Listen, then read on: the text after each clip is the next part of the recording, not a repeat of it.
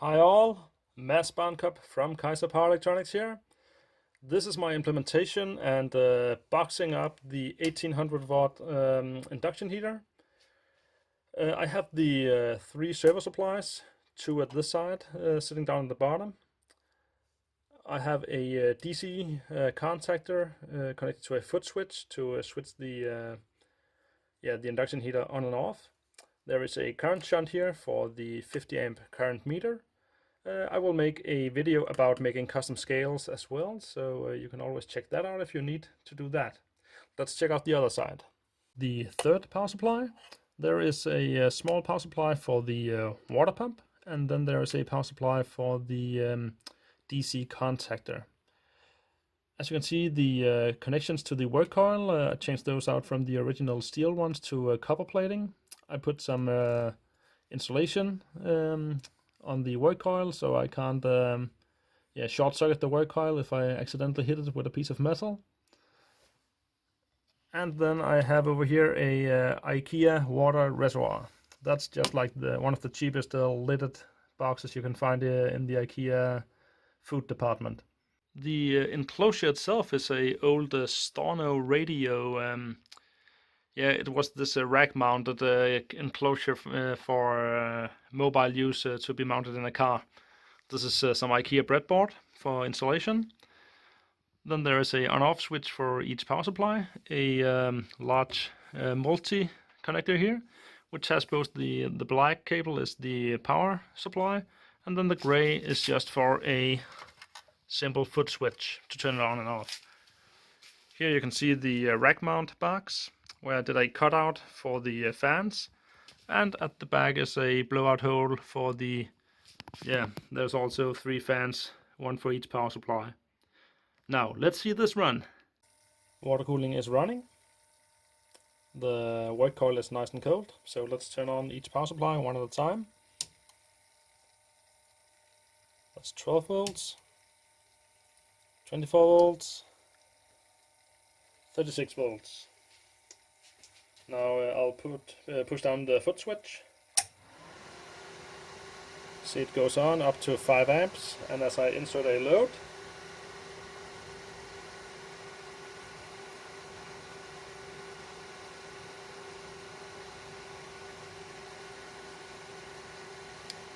have a good 35 amp current draw there.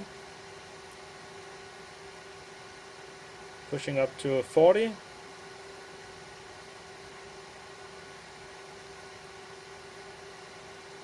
So that's about maxing out now at around 1.5 kilowatt.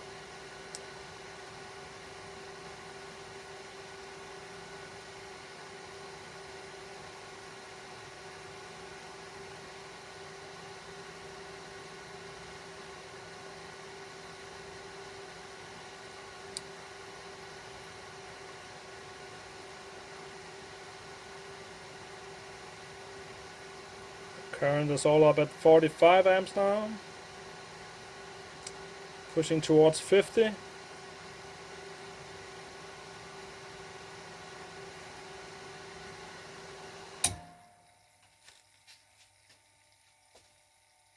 if I try to turn off the light here,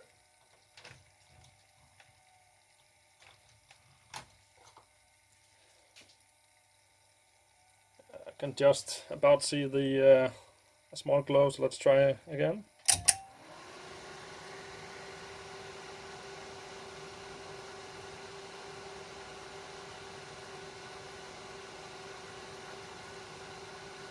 I have a large DC contactor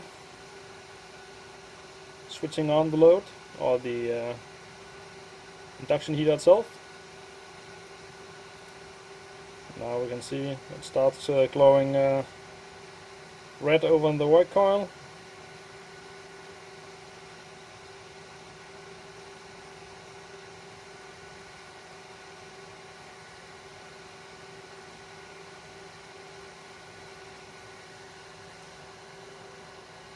Nice. Next test will be this large 50 millimeter steel pipe. So power supplies are still running from the test before, so I'll just push down my foot switch. and insert the load. Wow, that's a high coupling. It's way over 50 amp already.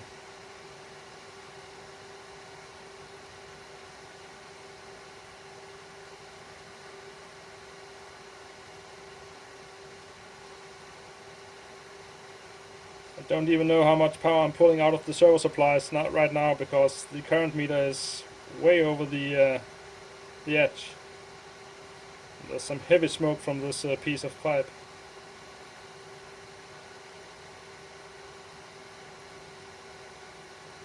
Maybe I have to reduce the coupling to just draw around 50 amps. As we can see, the voltage keeps pretty nice and steady.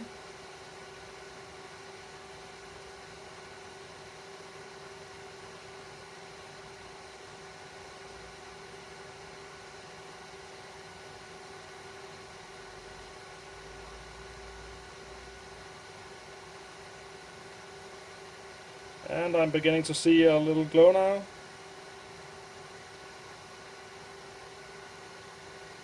So you see here it starts glowing red. Let's heat it a bit more.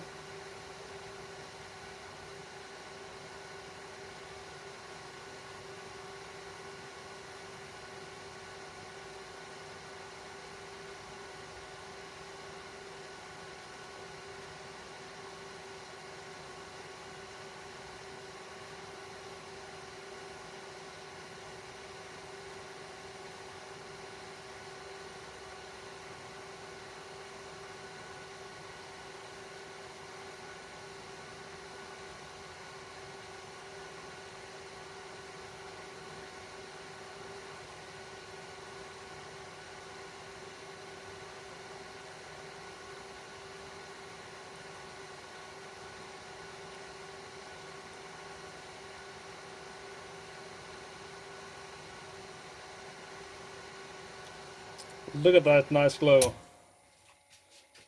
That was a successful test of the boxed up version, and there have been some worries from commenters on my other videos about these servo supplies not holding up when put in series.